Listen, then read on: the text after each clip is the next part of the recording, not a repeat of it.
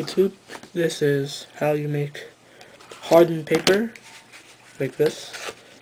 This specifically is for my upcoming katana that I'm making. It requires quite a lot of sheets, more than usual.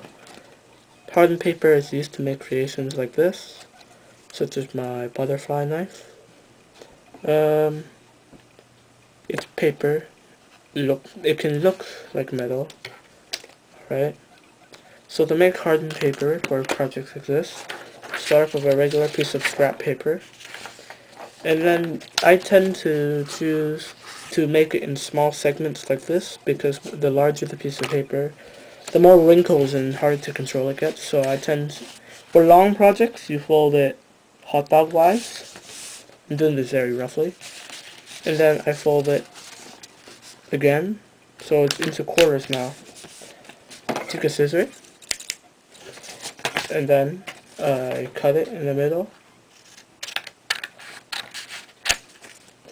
and then you'll have sheets that are half like this with a bend in the middle. I do half at a time. I use a regular dollar store glue, and I use a skewer to spread out the glue. So then, to start, you take up a lid, and then you just put a line or two on it. Not too much, because you're going to spread it around. Too much glue will cause air bubble or the paper to not go evenly. So you just want to even coat, maybe just a little bit more. Just enough to create a layer.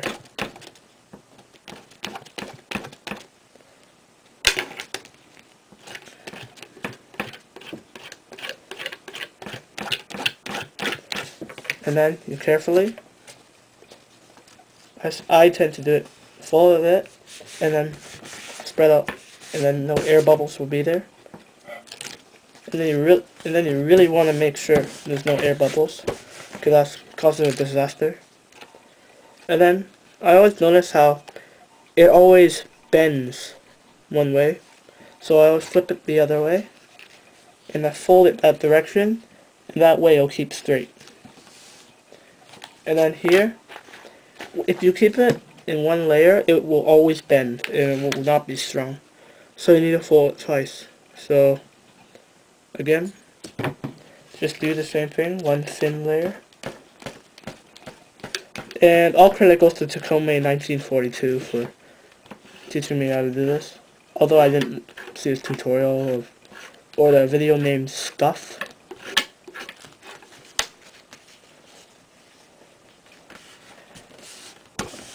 Make sure there's no air bubbles. And make sure to always flip it. I do mine on a piece of wood, because I like it so that I don't have a lot of glue on the desk. And then you have a nice sheet.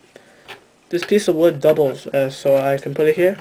When it dries, it will also curve. And then you keep on doing this until you have enough of what you do. These are very pliable. You can bend them. You can shape them to almost any shape. You can cut them. And this is my styrofoam plate, usually used to make meats.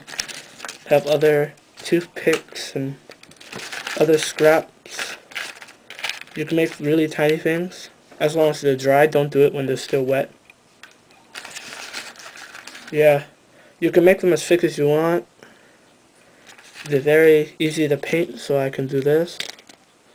My homemade bling.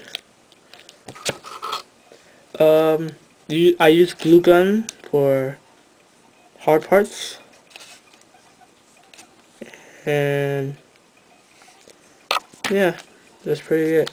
You just mold it, add layers to it. On blades, if you ever do a blade, this part here is 2 sheets of this, of the ones I just showed you how to make. It's 2 of these glued together. You add a thin layer of glue between them. And then this part is actually the reinforcement. Without it, this would ultimately bend and it would not be able to even hold the shape. This part is another 2 pieces of this, except cut to the right shape. And this is just bent paper, many layers. This, I use skewers and toothpicks for things like this, because you can't make that completely out of paper. And that's really it. Thanks for watching.